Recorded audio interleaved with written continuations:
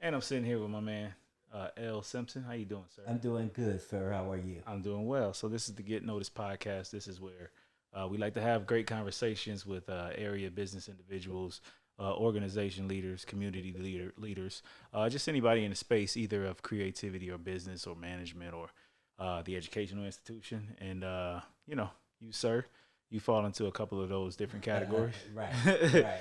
So how's your day going? How's everything going for you? Everything is going beautiful. I'm here. I'm glad I'm here, and I'm glad we doing this. And I like experiencing new things, and this is great. Okay, awesome, awesome, awesome. I already know now your mic is going in and out a little bit, so I'm already doing a little pause right there. I'm trying to figure out the issue here. At least I wasn't hearing it all the way. That could have been me. Let's see. Go ahead and put that right there. Testing 1 2. Sounds good in your ears? Yes. So it doesn't sound like it's going in and out. No. Okay. Yeah. So I just want to, start off by asking what leads you to become a community organizer of sorts, especially in the realm of I want to say educational and an interest in building with the youth. Um, I've been working with youth since I was in my 30s, so it's been about 30 something years. Uh huh.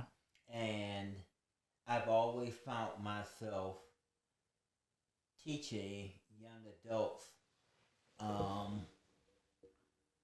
different things, different aspects of living. I used to do a pageant in LA all the time, and we brought in a lot of people, and they were really happy to be a part of something a lot bigger than themselves. And Right. when I saw that, I said, okay, this is what I'm going to stick with. Right. So all my life, I've just been working with young adults, pushing them to the next level, helping them get better with their lives, teaching them financial responsibility, community involvement, and that's what I do. That's real. That's real. You yourself as a student, tell me a little bit about the young L. Simpson and what kind of ambitions you had prior to becoming that kind of leader of other students. Well, I used to work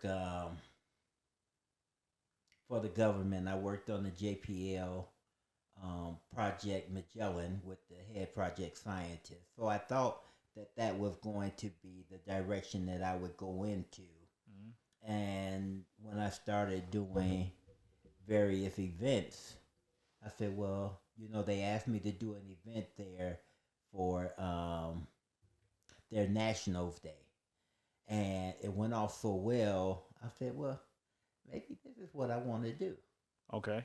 And so I just started doing events and educating young adults and working with young adults. And here I am 30 years later doing the same thing. So where did you start out? Are you from Cleveland?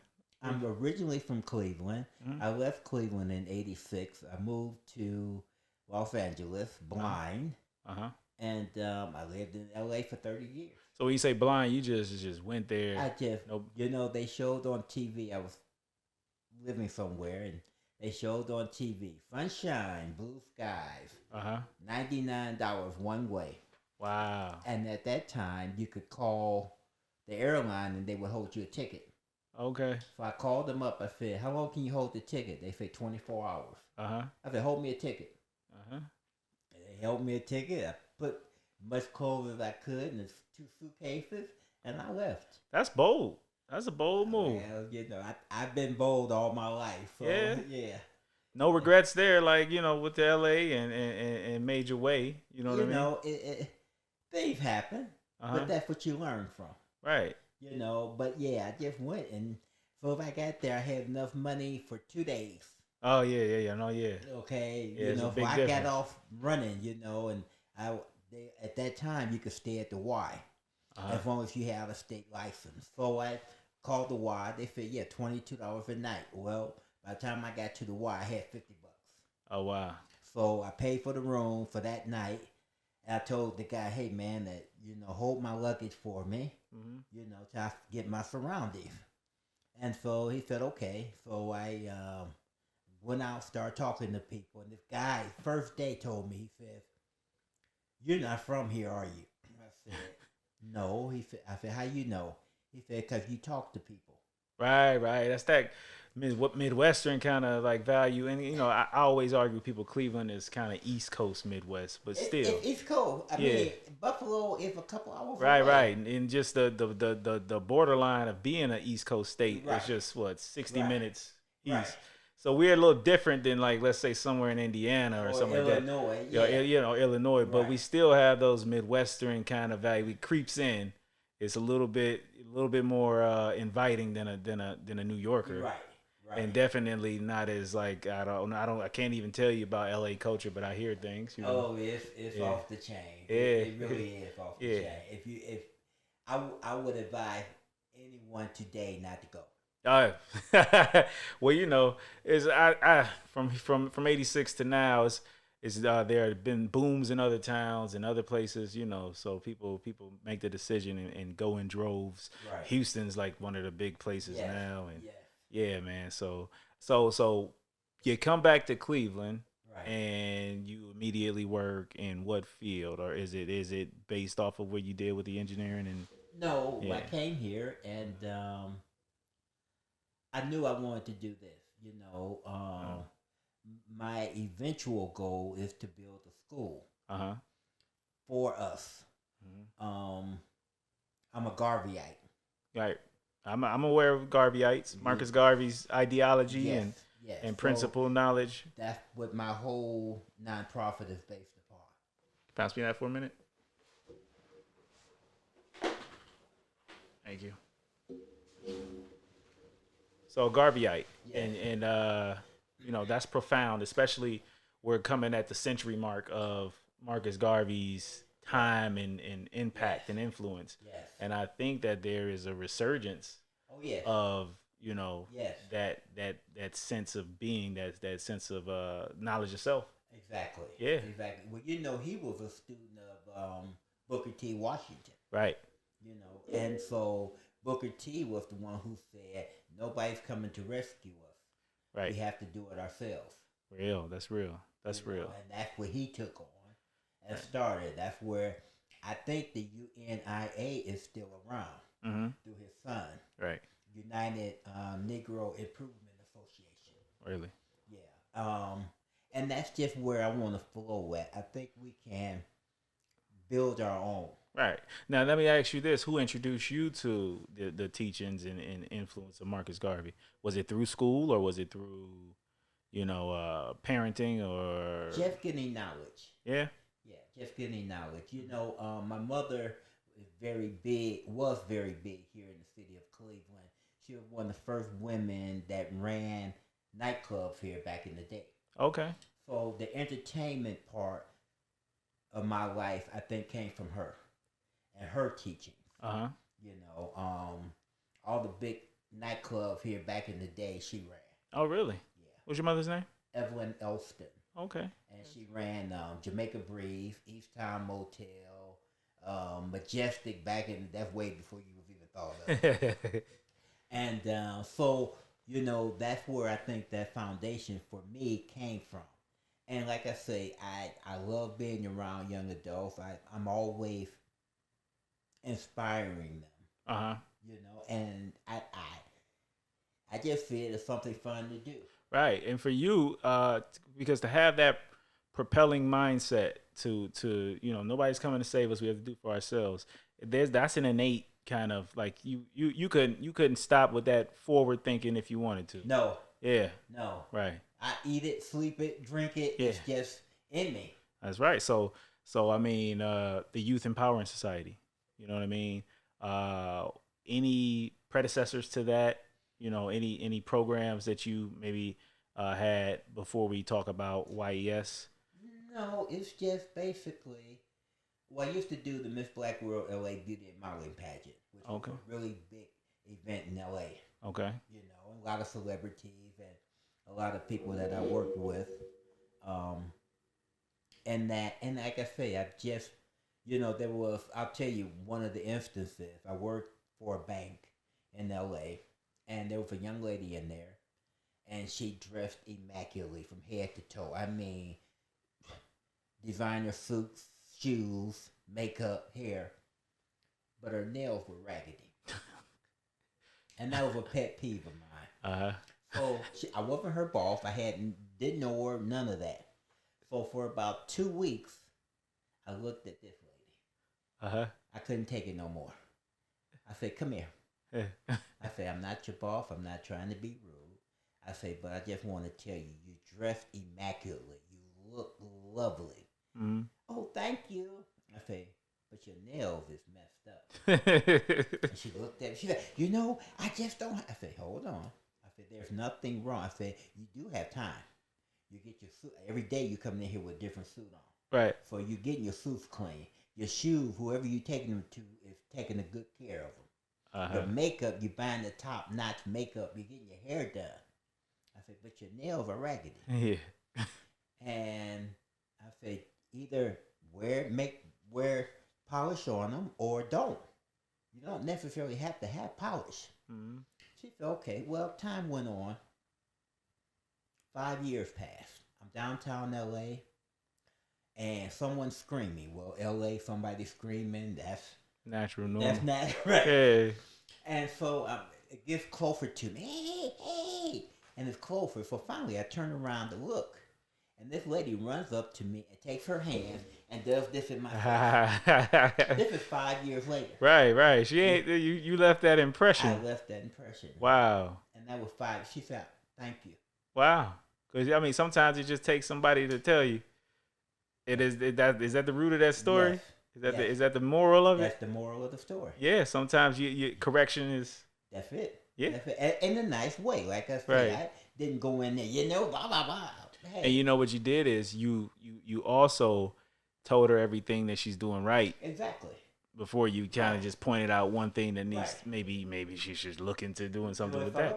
Because I think a lot of times the approach in anything we're doing with somebody is to just come off as like critical or superior. Yeah. It's like only pointing out. Right. It's like I got a whole bunch of things that I'm doing right, but you're only pointing out the flaw. And she was like, I never seen her again, and I'm sure she taught her daughters the same thing. Right.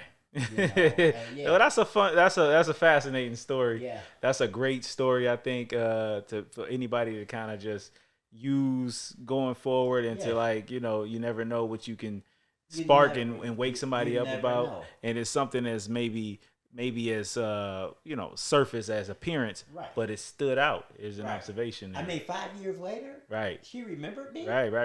Probably every time she go to paint her nails, she think about you, right? About me.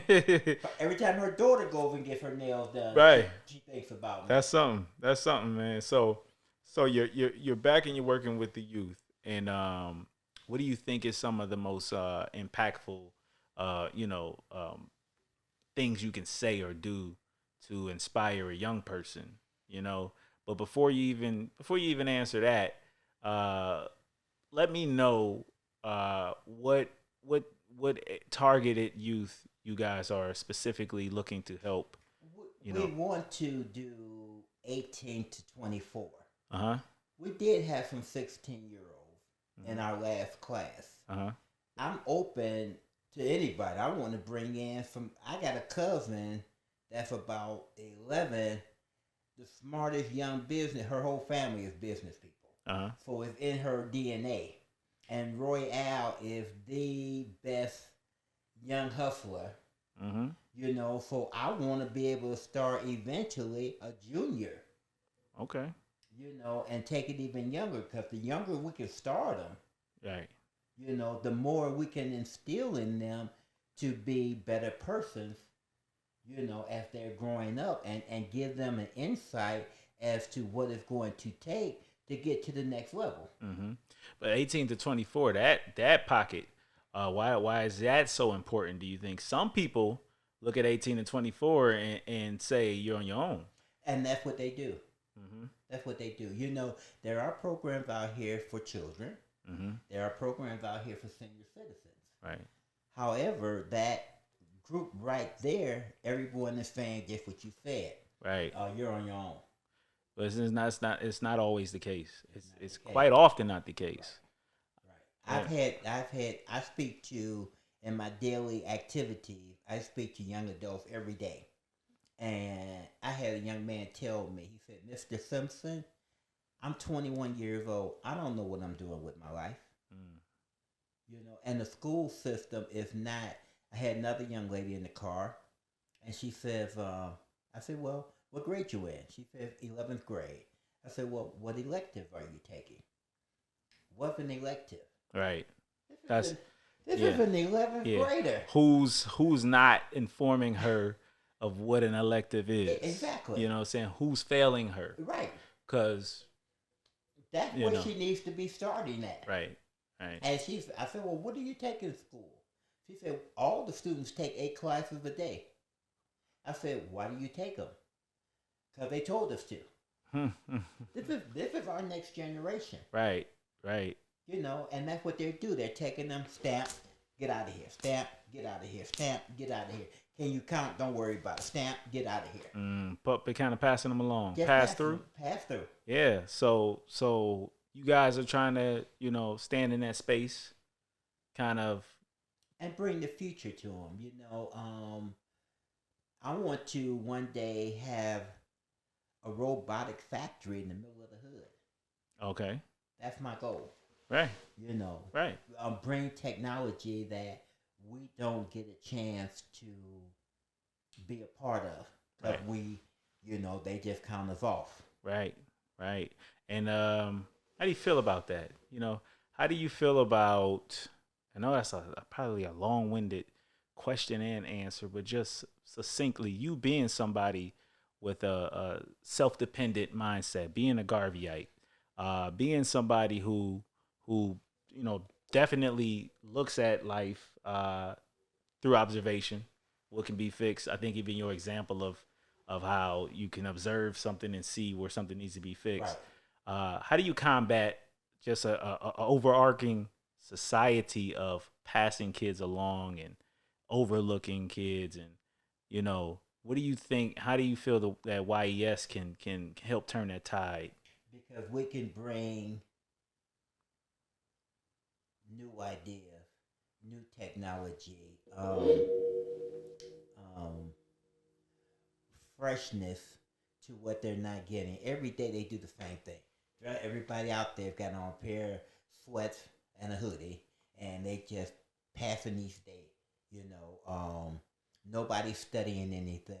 Nobody's learning how to get to the next level because they don't have parents that are teaching them to get to the next level. Mm-hmm.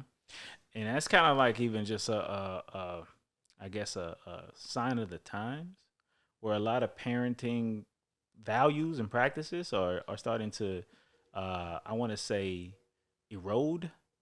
You know what I mean? In inner cities, would you agree to that? I think that's a good observation. Yes. Yeah, and it's about, and I'm not speaking for YES, but I'm starting to gather. It's about instilling those particular educational values or quality insight. Yes. Yeah. Yes. That's that's just what is needed. They don't have anyone they can talk to. Mm-hmm. They don't have anyone to go to. Right. And most of the time you get them. I can get 3 people in the room and they all on their cell phones watching something different.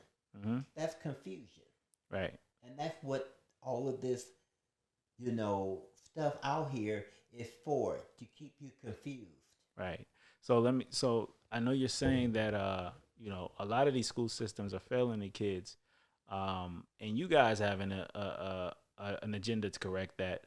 But is there a desire to partner with the schools and give them corrective practices, or I think the school system has failed in a major way.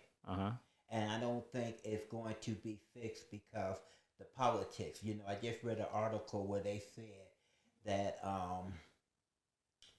in 1973 they changed the system, and when they changed the system, they took the money from the inner city schools to do other things with.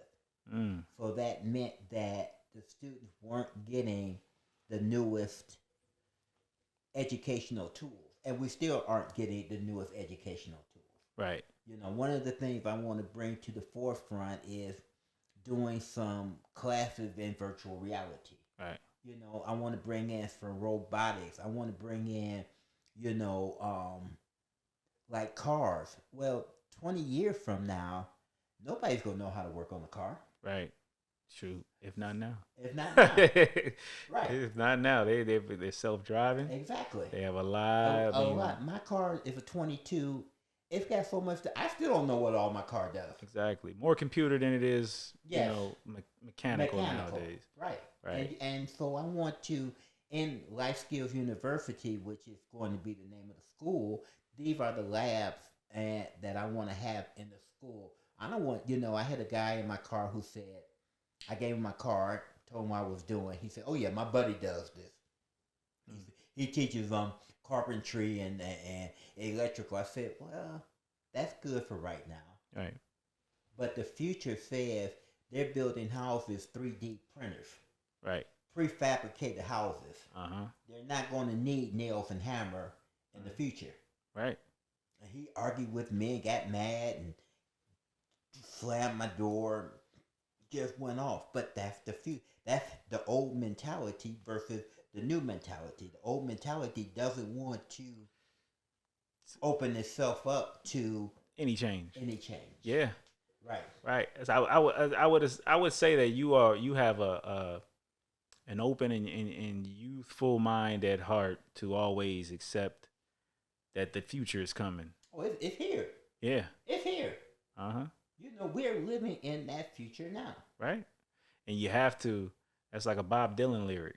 You know what I mean? Well, I'm paraphrasing it, but you get out of you either gonna get washed by the tide or you gonna get out the way. Get out the way. Right. Yeah. You have to find where you are. Other than that, you're going to be lost on the street. Right. Right. So you guys have a goal of preparing the youth 18 to 24. A lot of times, if they don't have the tools or the support systems prior to 18, then when they are at that age, they don't know what. They don't know, and Right. they tell me all the time, "I don't know what I'm doing." Mm-hmm. So let me ask you this: any success stories as of yet of you mentoring someone through this particular period of time? Do you see where your influence and your guidance is working to help some, and what does that do for the future of YES in terms of maybe, because it's the empowering society, so That's what we do, empower. Mm-hmm. One thing is, one young lady who I met out, gave her my card information. She actually got in the class, Mm-hmm. and now she's going for her teaching degree. Wow, very nice. There you go. And she said, "Hey, thank you. This is the best thing that happened to me." So prior to getting into the class, maybe she didn't have a lot of direction. She didn't have a lot of direction. And now she wants to teach. Now she wants to teach. That's all you get. I mean, that's the way to do it, because that's the multiplication of it. Right. Yeah, that's good stuff. Right. So tell me a little bit more about the school that you envision. Life Skills University will have housing for 260 students through the YES program. The YES program will recruit and engage the students into Life Skills University, where they will live, and YES will make sure that they get housed, clothed, and fed. We have a lot of young people out here. We have a lot of people, period, who are living in poverty. Mm-hmm. I mean, really bad poverty. Mm-hmm. There was a situation in the last class where I ask everybody all the time, who makes up their bed? And I raised my hand, the teacher raised hers, and a couple of the students. I said, well, I'll tell you what, everyone who raises their hand, well, we give a stipend because they need it. Mm-hmm. I said, I'll give you a little bit extra. So one of the young men, 23, 6'3", 6'2", sent in his picture He sleeps in a chair. Wow. This is a big guy. Uh-huh. He said, I don't have a bed. He said, but I want to be a part of this. Mm. Well, through the program, I went and ordered him a bed, mattress, the whole 9 yards, pillow, everything. It changed. Him and his sister were like, thank you so much. Oh, nobody's ever done this for us. But how can you learn? How can you get into a comfortable position when you can't even sleep right? Right. So the demographic is not just an age range, but it's a socioeconomic Social group. economic. It's kids who, and they're still kids, who are experiencing the most impoverished or downtrodden experiences. Yeah. I could tell you some stories about that. Mm-hmm. You know, we are living, there are a lot of parents out here who don't need children.